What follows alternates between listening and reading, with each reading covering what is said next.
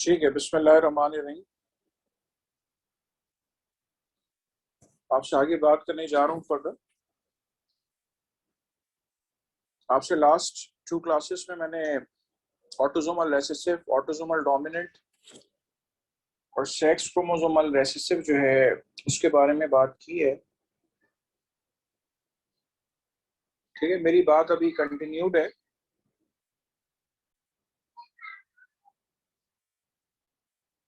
ठीक है, मजीद आपसे बात करने जा रहे हैं। थोड़ी सी ऐसा होगा, साथ साथ नई नई चीजें भी देखेंगे। ठीक है, और उसके साथ साथ जो है वो कोई भी पिछला अगर आ जाएगा तो वो भी करें। मैं आपको थोड़ी सी ब्लड ग्रुप सिस्टम्स के बारे में नो हाउ दे रहा हूँ। ठीक है, फिर उसके इंशाल्लाह हम प्रोसेस के बारे में बात करेंगे।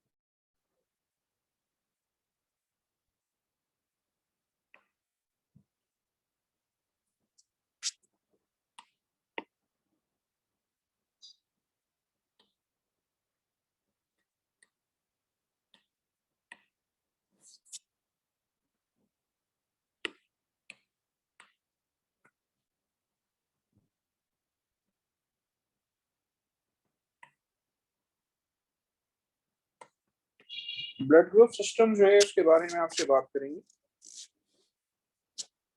आपके कोर्स में बेटा सिर्फ और सिर्फ एबीओ सिस्टम शामिल है। ठीक है, ब्लड ग्रुप एबीओ सिस्टम शामिल है।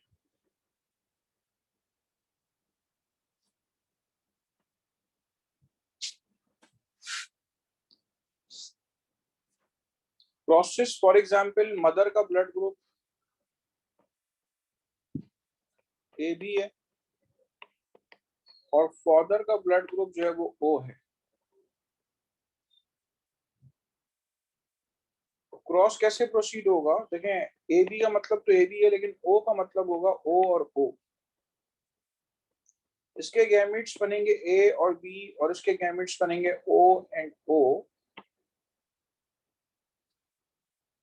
ऐसी सूरत में आपके पास blood group A B O और O, A O B O and B ओ।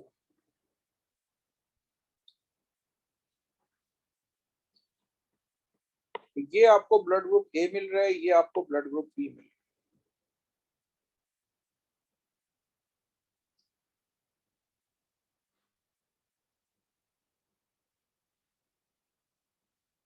ठीक है, ये आपको ब्लड ग्रुप ए मिल रहा है और आपको ये ब्लड ग्रुप बी मिल रहा है। और याद रखें, ह्यूमंस में हम जितने भी क्रॉसेस होते हैं बस उसको वहीं पे स्टॉप कर देते हैं, क्योंकि जो आने वाले ऑफस्प्रिंग्स होते हैं वो आपस में बहन भाई होते हैं।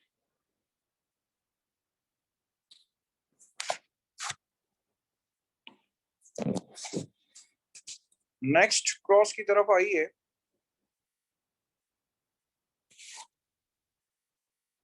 कि show by a cross parents having blood group A and B with a child having O blood group. With a child having O blood group. और उनका जो कोई एक बच्चा है या एक से ज्यादा बच्चे हैं उनमें ओ ब्लड ग्रुप मिल रहा है, ऐसा क्यों है? तो अगर पेरेंट्स हेट्रोजाइगस ए और हेट्रोजाइगस बी होंगे तो ऐसी सूरत में क्या होगा? ऐसी सूरत में आपके पास उनके जो ऑफस्प्रिंग्स होंगे उनमें आपको ये ओ ब्लड ग्रुप मिल सकता है। ठीक है, ये देखें, A O B O, A B A O B O and O O. लेकिन कभी भी इस तरह से ये पनेट बॉक्स बनाया जाए, मैंने आपको इससे पहले भी ये बात समझाई है, दोबारा समझा रहा हूँ। कभी भी ये मत समझा करें इस पनेट बॉक्स को देख के, देखें दिस इज F1 जनरेशन और ह्यूमंस में हम बस F1 जनरेशन तक ही करते हैं। These are parents, these are the gametes. Humans में कभी भी ये ना सोचा करें कि हम उसको नेक्स्ट जनरेशन तक नहीं करेंगे, ठीक है। अच्छा, जो मैं आपसे बात करने जा रहा था वो ये है कि आप ये ना सोचा करें कोई पहला बच्चा पैदा होगा तो ए बी होगा, दूसरा बच्चा पैदा होगा तो उसका ब्लड ग्रुप ए होगा, तीसरा बच्चा पैदा होगा तो बी होगा, चौथा बच्चा पैदा होगा तो ओ होगा। बात लोगों का कॉन्सेप्ट ये होता है, ये निहायत ही गलत कॉन्सेप्ट। और से सुनिएगा, इस फैमिली के फर्ज करें 5 बच्चे, तो ऐसा भी हो सकता है पांचों का ब्लड ग्रुप ओ। बाज लोग पता है क्या कहते हैं, बाज लोग कहते हैं नहीं ये 4 ब्लड ग्रुप दिए हैं ना आप, एक का ए बी होगा, एक का ए होगा, एक का बी होगा, एक का ओ। ऐसा नहीं होता। ये पॉसिबिलिटी है कि 25% चांस है कि ब्लड आने वाला बच्चा जो है उसका ब्लड ग्रुप ए बी हो, 25% चांस है आने वाला बच्चा उसका ब्लड ग्रुप ए हो, 25% चांस है कि आने वाला बच्चा जो है उसका ब्लड ग्रुप बी हो, 25% चांस है कि आने वाला जो बच्चा है उसका ब्लड ग्रुप जो है वो ओ। ठीक है, तो ये चांस है कि 25% चांस है कि ये हो, 25% चांस है कि ये। ऐसा भी हो सकता है अगर इनके 10 बच्चे हों तो 10 के 10 जो है वो ओ ब्लड ग्रुप रखते हैं। ठीक है, चलें। तो ये आपसे मैंने चंद बातें की हैं ब्लड ग्रुप के बारे में। किसी के जहन में आए सर आपने ए पॉजिटिव ए नेगेटिव की बात ही नहीं की, बेटा वो आपके कोर्स का हिस्सा नहीं है। अगर सुनना चाहते हैं तो सुनने देखें। ये जो ब्लड ग्रुप एबीओ सिस्टम है, this is an example of multiple alleles. ये मल्टीपल एलील्स की एग्जांपल में आपने अगर मेंडल साहब की इनहेरिटेंस पी प्लांट की पढ़ी है तो पी प्लांट में देखें या तो टॉल होता है या तो डॉर्फ होता है, 2 एलील्स। ठीक है, लेकिन ह्यूमन ब्लड ग्रुप सिस्टम में या तो एलिल ए है या तो एलिल बी है या तो एलिल ओ है। और ये भी हो सकता है कि कोई स्टूडेंट मेरी बात सुन के ये सोचे कि सर एलील क्या होता है, आपने हमें बताया तो नहीं है। सबसे पहली बात सुन लें, कोई आपसे पूछे कि एलिल क्या है तो एलिल जीन होता है। आप 9th क्लास से ये बात पढ़ के आ रहे हैं एलिल का नाम, और अभी 9th 10th first year second year of entrance में है।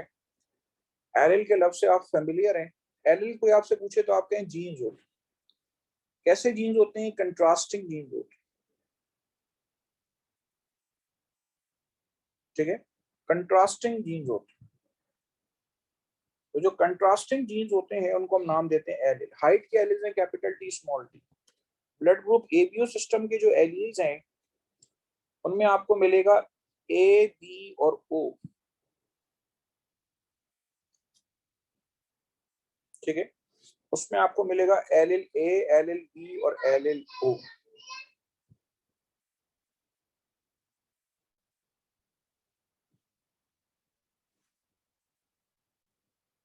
ओके,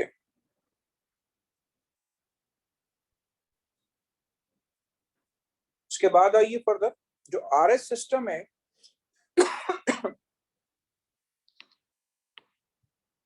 जो आरएस सिस्टम है वो बेसिकली आपके पास पॉजिटिव और नेगेटिव के लिए रिस्पॉन्सिबल होता है। जिन लोगों के पास दोनों कैपिटल आरएच होते हैं वो पॉजिटिव होता है ब्लड। जिनके पास एक कैपिटल आरएच एक स्मॉल आरएच होता है उनका ब्लड ग्रुप भी पॉजिटिव होता है। जिनके पास दोनों स्मॉल आरएच होते हैं उनका ब्लड ग्रुप नेगेटिव होता है।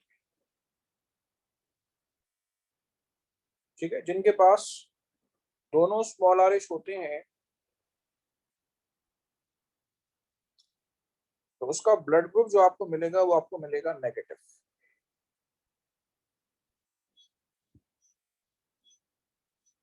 ठीक है, ओके। उसके बाद आइए फर्दर। ये मैंने आपसे चंद बातें की हैं ब्लड ग्रुप सिस्टम्स के बारे में।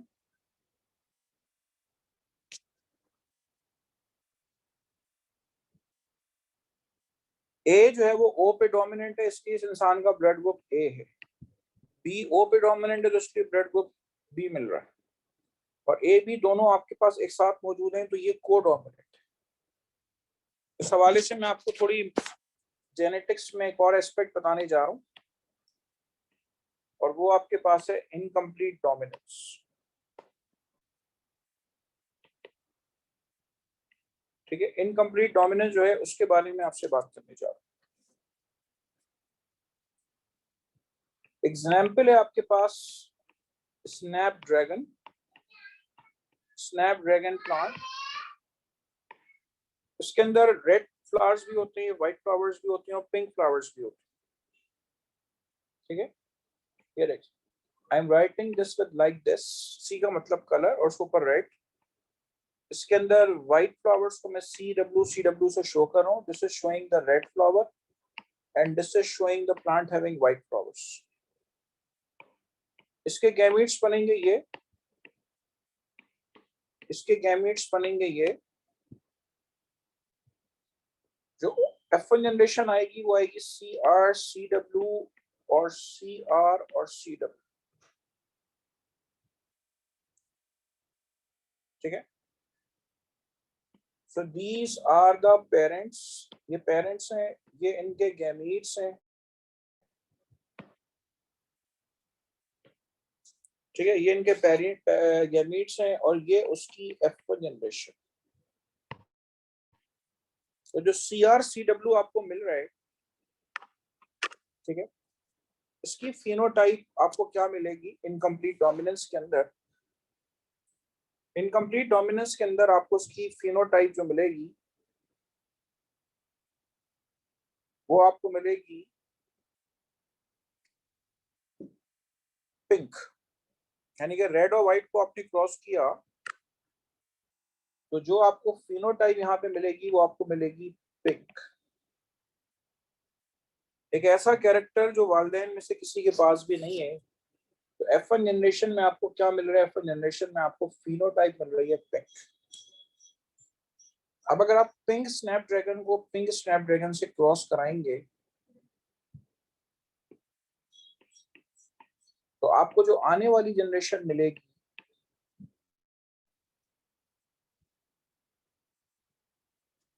आपको जो आने वाली जनरेशन इसमें मिलेगी, this is CR CW CR CW CR CR CR CW CR CW CW और CW।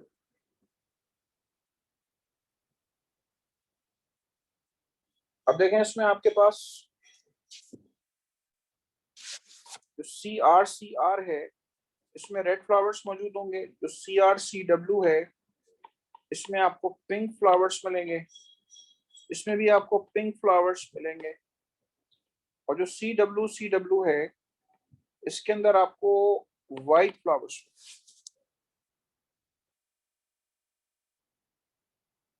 ठीक है, this is the F2 generation. हर चीज की देखें डेफिनेशन आपको पता होनी चाहिए। Neither of the gene is dominant over other, neither of the gene is dominant over other and the result is blend of two।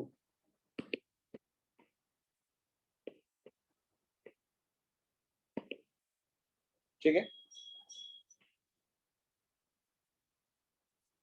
neither of the gene is dominant over other, दोनों में से कोई भी gene एक दूसरे पे dominant नहीं है और उसका जो रिजल्ट आ रहा है वो दोनों का ब्लेंड आ रहा है, इसलिए इसको हम ब्लेंडिंग इनहेरिटेंस का भी नाम देते हैं।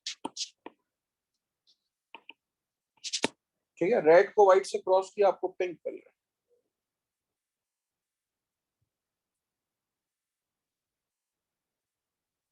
करें कॉपी करें इसको।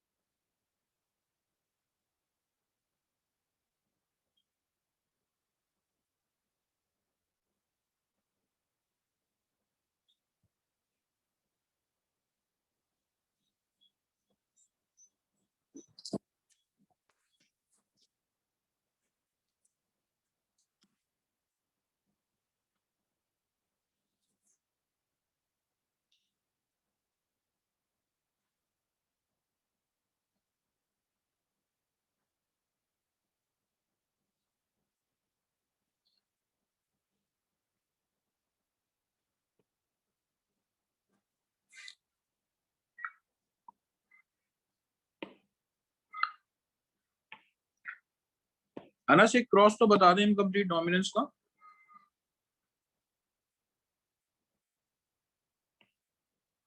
Black cock, white hen, CB, CB and CW and CW। Black cock को व्हाइट हैन से मैंने क्रॉस किया तो मेरे पास जो F1 जनरेशन में चूजे आएंगे वो कैसे होंगे?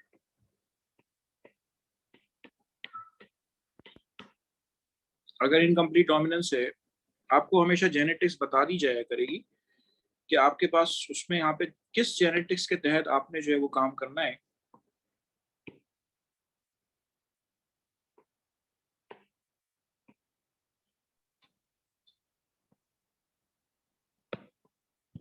जी राफिया, सर ब्राउन आएंगे। सोच लें, ब्लैक और व्हाइट को क्रॉस करूंगा तो चूज के ब्राउन कैसे हो सकता? सर इनकम्प्लीट डोमिनेंस है ना, तो चले और कोई बेहतर जवाब? सर ग्रे होंगे। ग्रे होंगे, ठीक है, बिल्कुल सही। ब्लैक और व्हाइट का जो ब्लेंड होगा वो तो ग्रे होगा ना, ब्राउन कहाँ से आ जाएगा? क्या तो वो ब्लैक ही सही नहीं है जिसको हम ब्लैक कह रहे हैं, वो बहुत ज्यादा डार्क ब्राउन होगा तो हम उसको ब्लैक का गुमान होगा। ठीक है, और फिर जब उसके गैमेट्स बनेंगे, ठीक है, तो गैमेट इस तरह बनेंगे।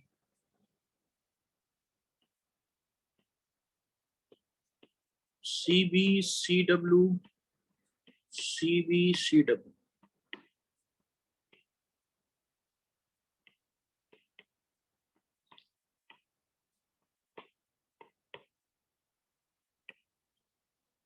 ये देखिए, ये F2 जनरेशन है, इसमें ये वाला चूजा जो है वो ब्लैक है, ये वाला चूजा जो है ये ग्रे है, ये वाला चूजा जो है वो ग्रे है, ये वाला चूजा जो है ये आपके पास ये CW, CW।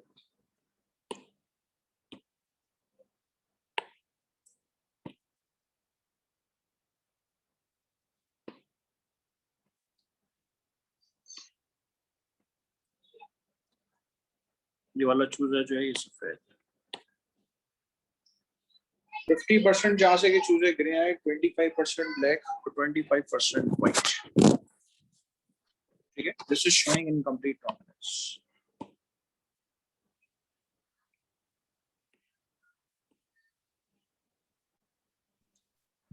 सर मेरा क्वेश्चन ये है कि वो कौन से फैक्टर्स होते हैं जो जीन्स को सर इनकम्प्लीटली डोमिनेंट होने पर जो है वो मजबूर करते हैं, या उनको इस ये फिनोमिनन जाहिर करने पर जो है वो मतलब उनको मजबूर करते हैं? ठीक है, मैं आपको म्यूट करके जवाब दे रहा हूँ। देखिए, पीछे जो मैंने आपको बात बताई है ना स्नैपड्रैगन वाली, आप इससे समझ सकते हैं। मैंने आपसे कहा कि रेड और व्हाइट को आपने क्रॉस कराया तो आपको क्या मिल रहा है? आपको मिल रहा है pink.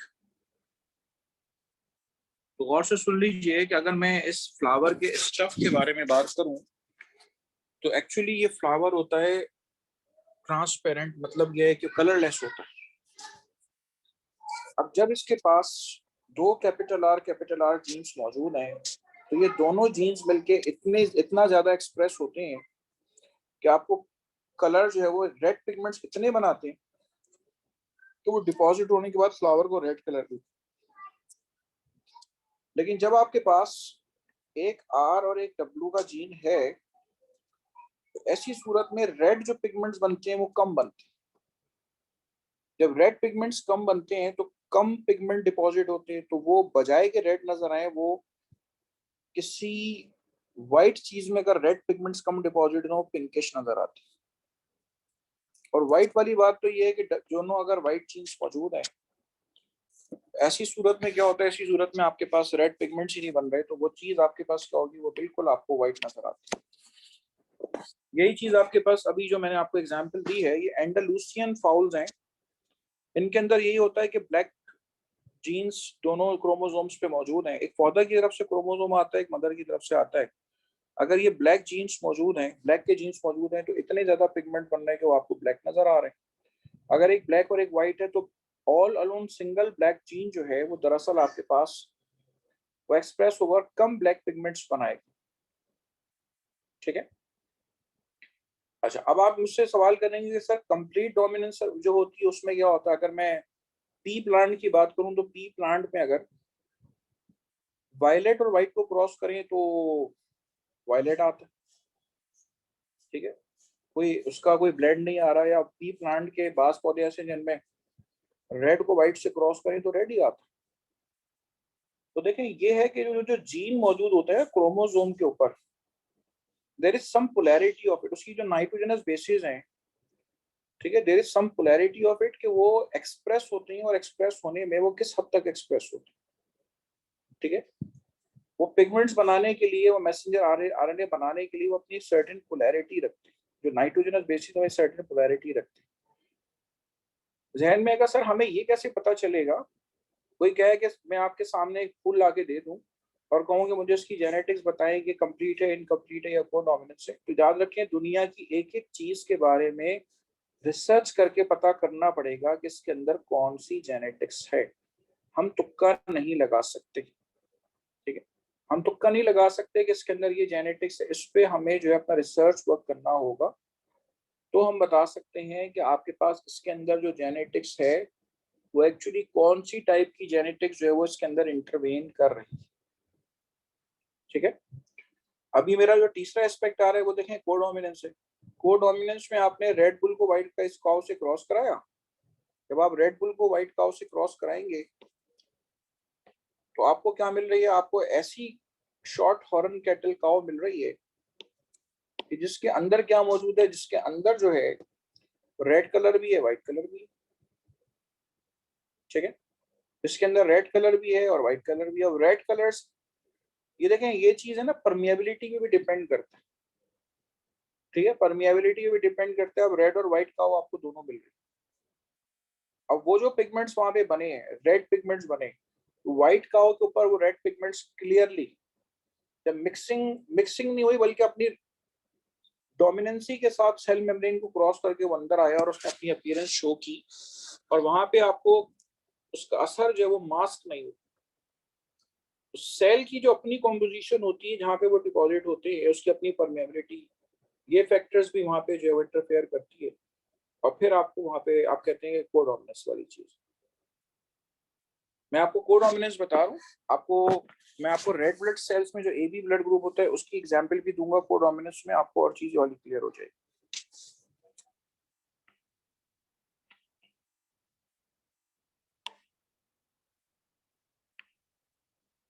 Codominance, red bull white cow,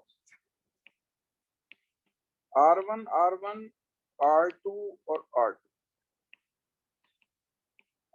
ये इसके गैमीट्स बन रहे हैं, ये इसके गैमीट्स बन रहे हैं, ये पेरेंट्स हैं, ये गैमीट्स हैं। आपको जो गाय का बच्चा मिल रहा है वो आपको मिल रहा है R1 R2, उसका मतलब है वो रेड और व्हाइट। यानी गाय आपके सामने खड़ी हुई है तो आप कह रहे हैं हाँ ये रेड वाला कलर इसके एक पेरेंट का, ये व्हाइट वाला कलर इसके एक parent. This is the case of F1 generation. तो F1 गैमीट्स आपको मिलेंगे R1 R2 R1 R2।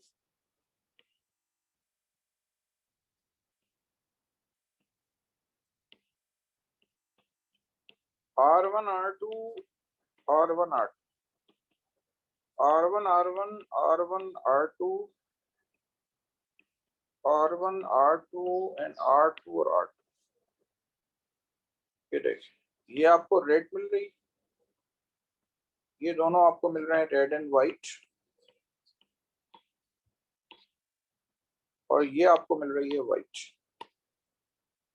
ठीक है। This is codominance. डिफाइन कैसे करेंगे? Neither of the gene is dominant over other, neither of the gene is dominant over other but appears in offsprings together without masking each other, बगैर एक दूसरे को छुपाए, without masking each other.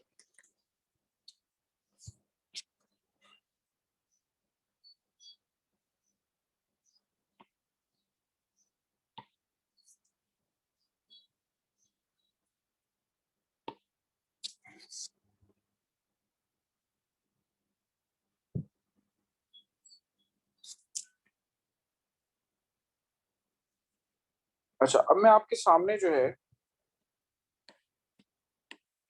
ये red blood cell बना रहा हूं।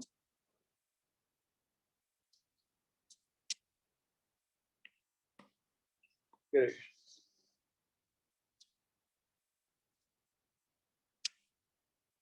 अब रेड ब्लड सेल की सरफेस जो है, जिसका ब्लड ग्रुप ए बी है, तो आपको रेड ब्लड सेल की सरफेस से आपको एंटीजन ए भी मिलेगा, आपको बी भी मिलेगा। ठीक है, एंटीजन ए भी मिल रहा है, आपको बी भी मिल रहा है। This is codominance. ठीक है, दोनों आपको मिल रहे हैं। रेड ब्लड सेल की सरफेस पे ए भी आपको मिल रहा है और बी भी आपको मिल रहा है। This is showing what? This is showing codominance. वजह यह है कि एक इंसान जो है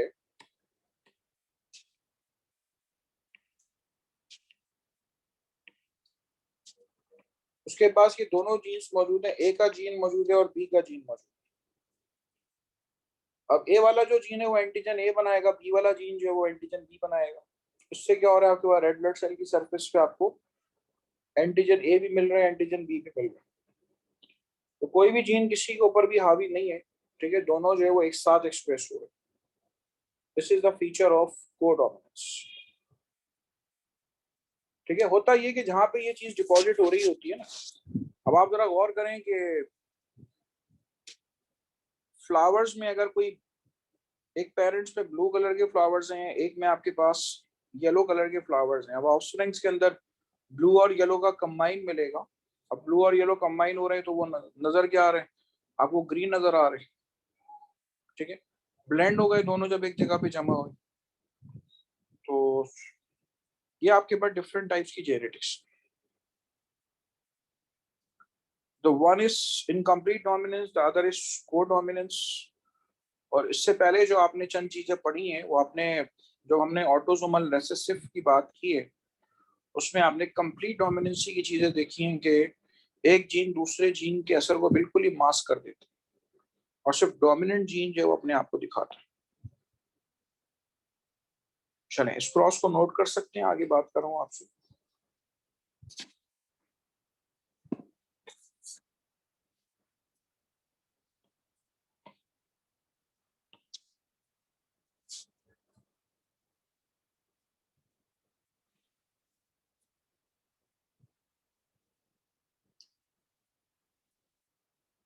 किसी वक्त आपके जहन में ये बात है कि सर लेटर्स मुख्तलिफ टाइप के यूज कौन से किए, आप अपने लेटर्स खुद बना लें। आप कोई से भी लेटर्स यूज कर लें, सब टू यू। और एग्जाम में आपको क्या चाहिए? आपको करेक्ट आंसर चाहिए, तो आप कोई से भी लेटर्स वहां पे यूज कर सकते। ठीक है, डजंट मैटर।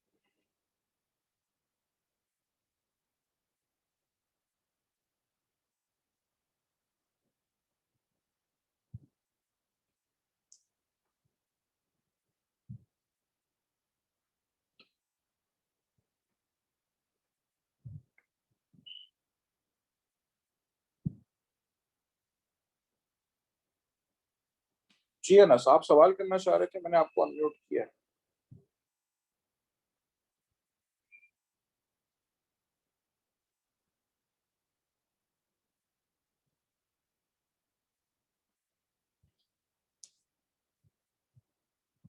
चलें, बात हमारी कंटिन्यूड है।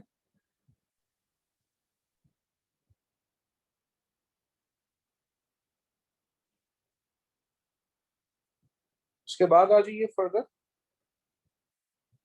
मजीद आपसे बात करने जा रहा हूँ।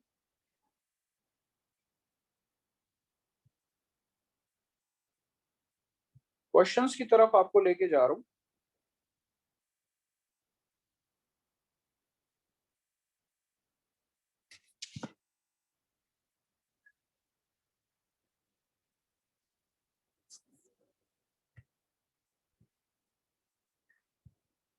हमने लास्ट टाइम यहां तक किया था, ठीक है। Which of the following individuals are heterozygous for haemophilia?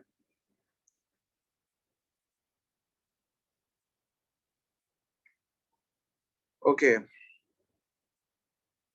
ये हमारे पास देखें ब्लड ग्रुप्स की भी कुछ चीजें आ गई हैं। और क्वेश्चन नंबर 5, ठीक है। अब अपनी वर्किंग करके जो है मुझे 5th का आंसर दीजिए। एक बात ध्यान में रख लें, देखें आप अब जो नया पैटर्न आया है, ठीक है, आप जो पीएमसी के सिलेबस के मुताबिक बेटा टेस्ट देने जा रहे हो, उसमें आपके पास 1 मिनट है एक एमसीक्यू करने के लिए। आपके लिए अल्हम्दुलिल्लाह ये बहुत आसानी हो गई। लास्ट टाइम ऐसा था कि 45 सेकंड से आपके पास सिर्फ एक सवाल को करने के लिए, अब आपके पास माशाल्लाह से एक सवाल को करने के लिए 1 मिनट है। ये अच्छा खासा टाइम। और 3.5 घंटे आपके पेपर में 210 आपके सवाल हैं। तकरीबन बायो के 80 क्वेश्चन तो खैर नहीं है, तकरीबन 68 के करीब क्वेश्चन हैं। और सिलेबस भी आपका लिमिटेड है। बहुत रिलैक्स होके ऐसे, मतलब ऐसे इतने ज्यादा भी रिलैक्स नहीं हो जाइएगा, क्योंकि आपने देर से, आप लोगों का ग्रुप सबसे आखिर में शुरू हो रहे हैं। चलें, ब्लड ग्रुप की मैंने आपसे सिर्फ अभी चंद बातें की है, और मैं समझता हूँ कि आप इसको आंसर कर सकते हैं।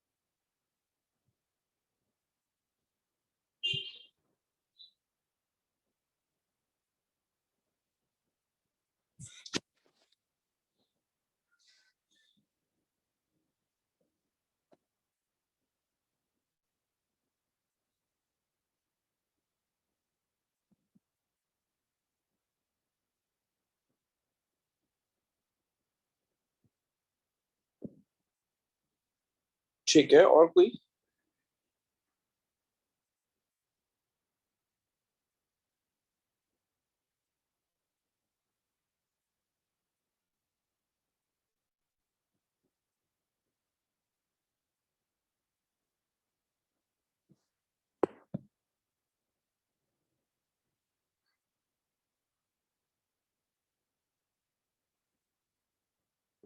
और कोई?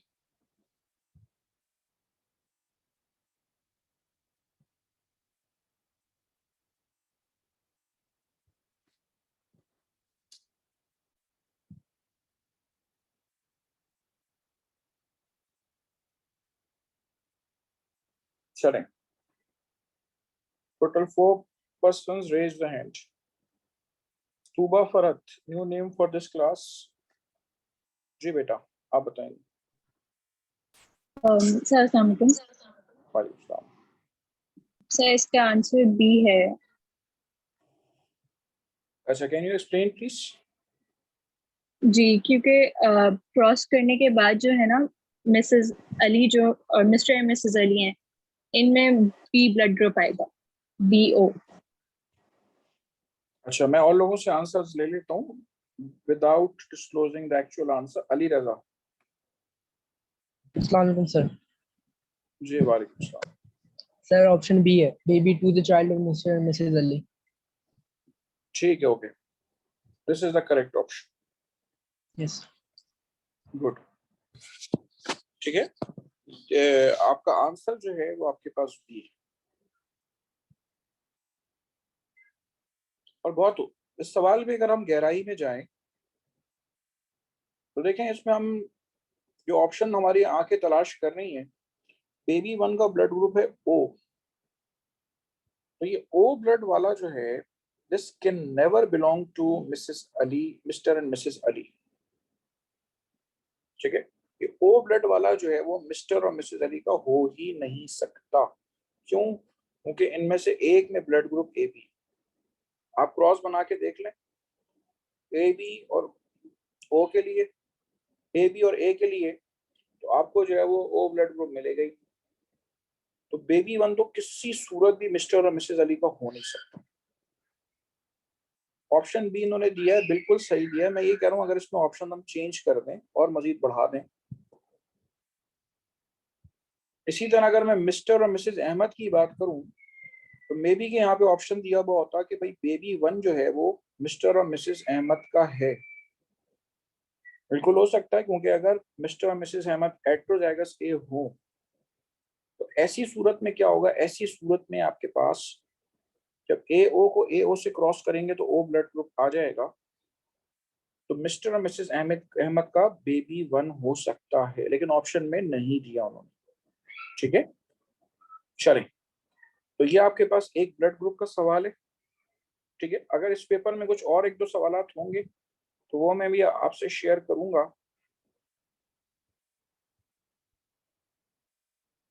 अच्छा, ये आपने इससे पहले जो किया हुआ है बेटा, उसका उससे रिलेटेड ये सवाल है, क्वेश्चन नंबर 6। तो मुझे इसका जवाब चाहिए।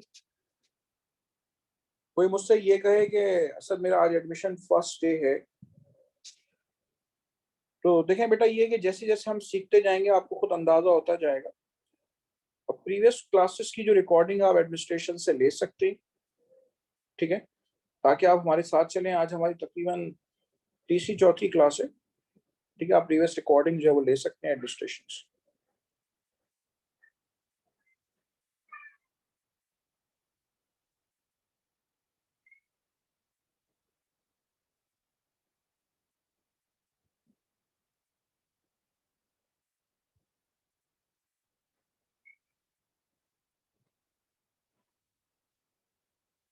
गलत आंसर नहीं चाहिए।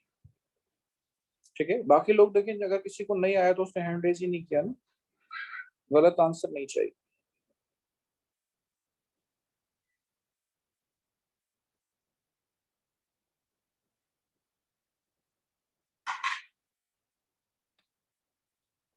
चले, मानूरा बता। It's A.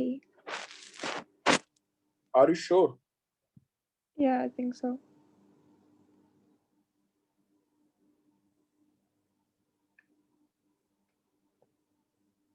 Yes, sir. Option A. Abira आप बताइए। Sir, A.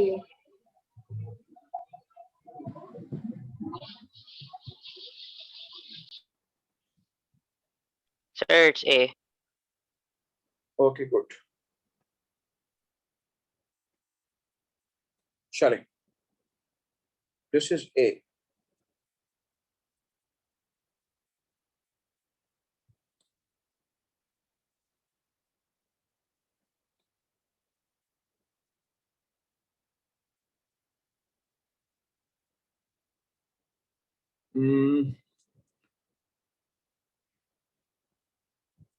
इसमें मैं आपको मुझे पूरा क्रॉस करके बताना होगा। ठीक है, ये जो 7th वाला एमसीक्यू है, ठीक है, 7th वाला जो एमसीक्यू है ये मैं आपको पूरा क्रॉस करके बता दूंगा। अभी मैंने आपको ये पूरा कराया नहीं। और ये चलें, आप 10th वाला कर सकते हैं, और 10th कर सकते हैं, और उसके अलावा आप कर सकते हैं, मेरे ख्याल से आपने अगर ये वाला नहीं किया है तो 11 भी आप कर सकते हैं। चलें 11 करें पहले। जो नीचे ऑप्शन छुपा हुआ है मैं उसके बाद उसको ऊपर कर लूंगा, तो वो चीज आपको समझ में आ जाएगी। और मुझे तो लग रहा है कि ये शायद आपने कल किया है। अली रजा, मुझे लग रहा है कि ये कल किया हुआ है। आंसर नहीं बताना, सही बताना, कल किया हुआ है ना? Yes, sir. ये हो गया लास्ट क्लास में किया भाई ये. ठीक है, ओके, ये लास्ट क्लास में हमने कर लिया था। ये वाला कर लें, आप 10th वाला कर लें। ठीक है,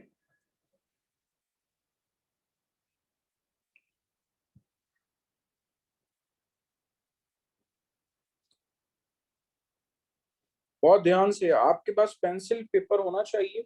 ठीक है, जो भी आप क्रॉस कर रहे हैं, चील उड़ी कबोड़ा नहीं खेलना है आपने, प्रॉपर उसके पेपर वर्क करें, और पेपर वर्क भी तरीके का करें कि उसमें कोई रफ राइटिंग इस्तेमाल ना करें, ताकि आपको अपनी चीज पढ़ी हुई जो है वो समझ में आए, और उसके बाद ऐसा ना कहीं गलत हो जाए।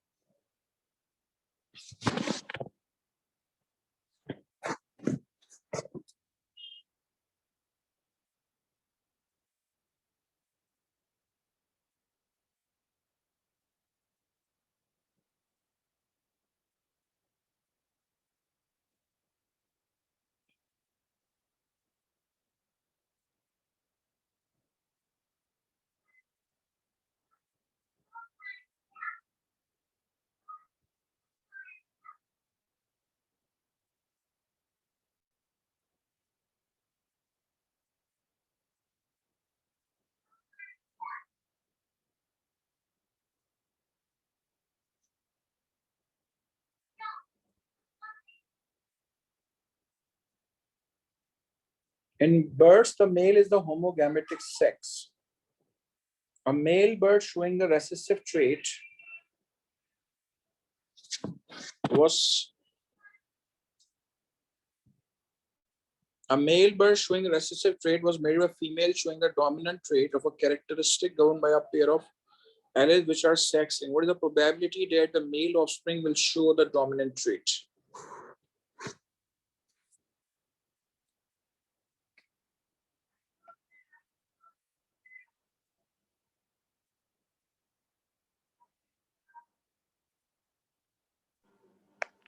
I'm not sure, but I think it's E. You answered E. Okay. मैं स्क्रीन ऑफ करके जो है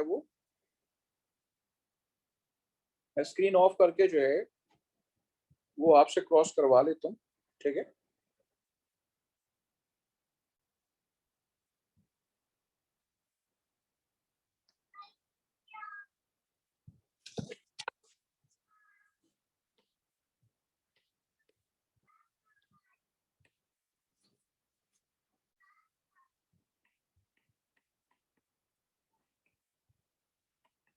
मेल बर्ड, फीमेल बर्ड, जी क्रॉस करवाइए जरा, मानूर आप करवा रही। Sir, you know how usually humans में females with 2 X chromosomes होते हैं, इसमें बोला गया है for male that it usually is a, I don't know what it said, but it says something about it being it having the same sex chromosomes or something. So इसमें हाँ, yeah. So the male is homozygous recessive, so I put 2 small R's on top of the X.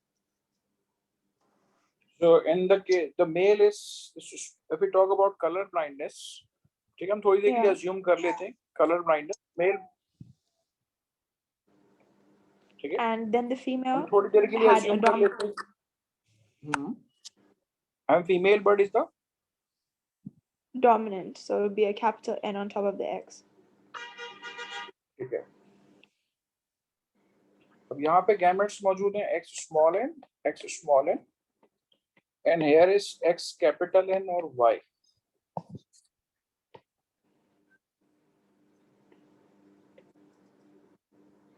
This is X capital N, Y. This is X small n, X small n. X capital N, X small n, X capital N, X small n, X small n, Y, X small n, Y.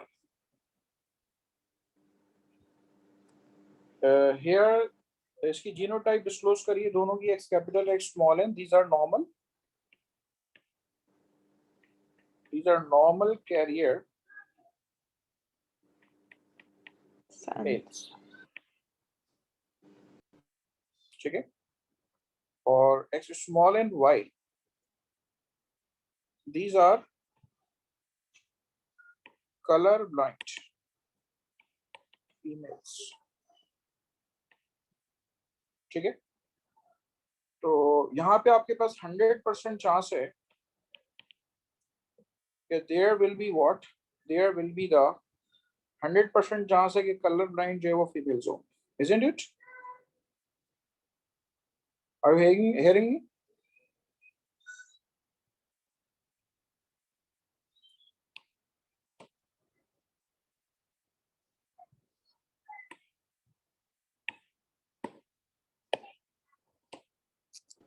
Yes, that's why I said E.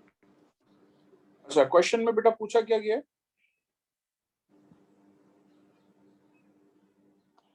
It said how many of the sons will have the dominant trait. So all the sons will have the dominant trait because they're XX. Okay, मैं question की तरफ जा रहा हूँ। आपने cross देख लिया सबने कि हम क्रॉस कैसे करेंगे?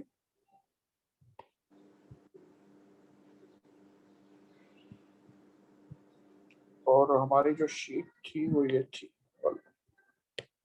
ठीक है,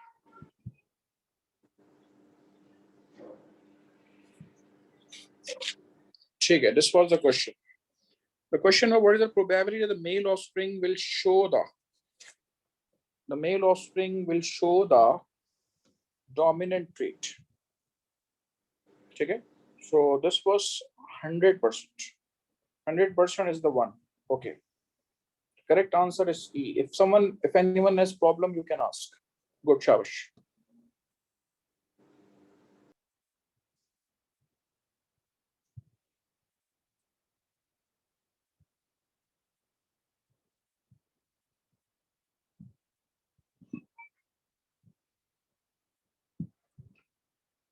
चलें, उसके बाद ही आपके पास ये कर लीजिए जरा। थोड़ा स्क्रीन में आपके पास पूरा नहीं आ रहा है, लेकिन आप पहले पढ़ लें, ठीक है, और फिर कर लें।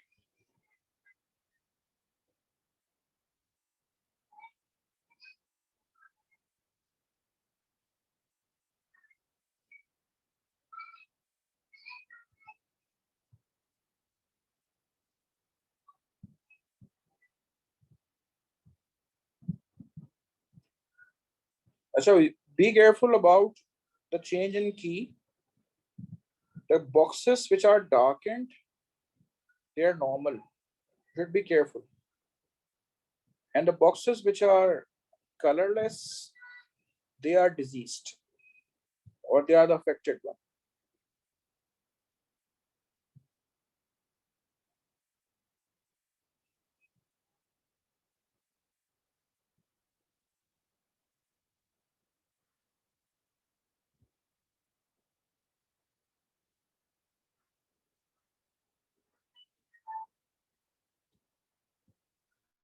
जो क्रॉस फिट आपको दिया हुआ है, शायद आपने कभी टेस्ट ब्लाइंडनेस का नाम सुना हो। This is the cross of the taste blindness. ऐसे लोगों को कोई टेस्ट फील नहीं होती, ठीक है। और रिमेंबर वन थिंग कि मैंने आपको बताया हुआ है कि सेक्स क्रोमोसोमल रेसेसिव डिसऑर्डर्स में आपके पास हीमोफिलिया, कलर ब्लाइंडनेस और ड्यूशेन्स मस्कुलर डिस्ट्रॉफी है, and all the rest of the diseases there, and they come under the heading of autosomal recessive disorders. Okay, so you should be careful in solving this one.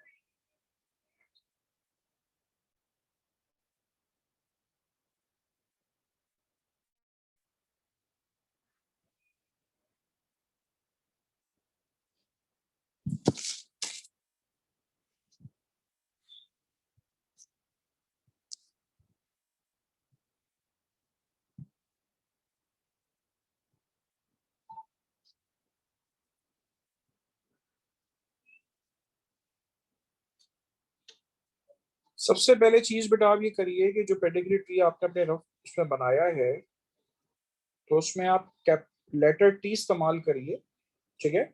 क्योंकि ये sex chromosomal disorder नहीं है तो normal T जो है वो small T और large T जो है वो उस पर आप इनके अल्फाबेट्स लिख लीजिए, ठीक है। तो उससे आपको जो है वो करने में आसानी हो जाएगी। अब सबसे पहले सबकी जीनोटाइप मेंशन करिए, किसकी कौन सी जीनोटाइप। देखें आप ये बताएं कि क्या आप दाऊद की जीनोटाइप लिख सकते हैं। मैं सब जो इंस्ट्रक्शन दे रहा हूँ उसको वैसे सॉल्व करें क्योंकि अभी तक किसी ने हैंड रेस किया नहीं है, ठीक है। तो दाऊद की जीनोटाइप आप मेंशन कर सकते हैं कि वो नॉन टेस्टर है तो उसकी जीनोटाइप क्या होगी। या जहां जहां देखें आपको वो व्हाइट नजर आ रहा है, वहां वहां जहां जहां व्हाइट व्हाइट नजर आ रहे हैं तो वहां भी तो आप ये कर सकते हैं कि उसकी जीनोटाइप आप मेंशन कर सकते हैं, ठीक है।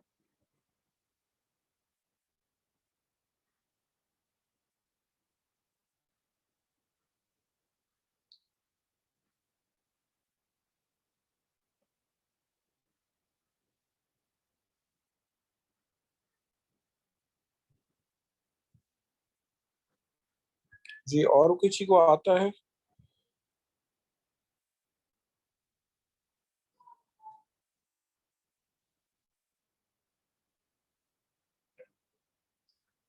शामिल आप बता दीजिए। Sir 50% non tasters, option B. आपने कहा 50% non tasters. What percentage of children of Pasha and Hina would be non testers? अच्छा ये मुझे जो स्टूडेंट्स बाकी जिन्होंने सॉल्व नहीं किया उनके लिए जरा आप मुझे बताएं, आपने हिना की जीनोटाइप क्या लिखी है? सर इनकी जीनोटाइप स्मॉल टी। शाबाश। पाशा की जीनोटाइप क्या लिखी है? सर इनकी heterozygous dominant capital T small T. Excellent, जबरदस्त। अब आपने कैपिटल टी स्मॉल टी को क्रॉस किया तो 50% आपके पास नॉर्मल आ रहे हैं, 50% जो है वो नॉन टेस्टर्स आ रहे हैं, तो योर आंसर इज बी 50%। मैं बाकी लोगों से जी सर। कुछ शाबाश, मैं बाकी लोगों से पूछ लूंगा किसी के आंसर में कोई कॉन्ट्रडिक्शन है।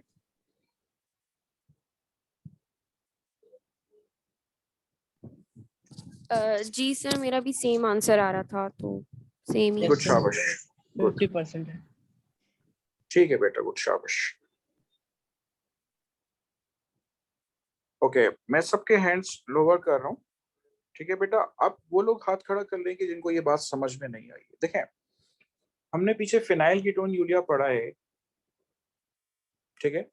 अगर दो स्मॉल पी जीन्स आ जाए तो ऐसे बच्चे फिनाइल कीटोन यूरिया सफर करते हैं। ये बिल्कुल वही सेम क्रॉस कि जब दो स्मॉल टी आ जाएंगे तो ऐसे लोग होंगे नॉन टेस्टर्स, ठीक है, और वो टेस्ट ब्लाइंडनेस सफर करें।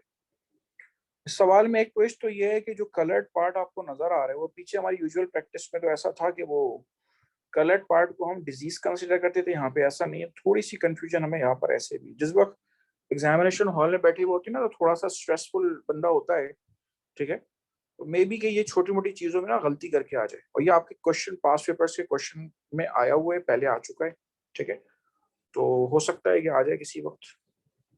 वैसे पीएमसी का पैटर्न टेस्ट का बिल्कुल डिफरेंट है, मे बी कि वो एनटीएस से कोई सपोर्ट ले, ठीक है, लेकिन क्या कहते हैं कि we should be ready for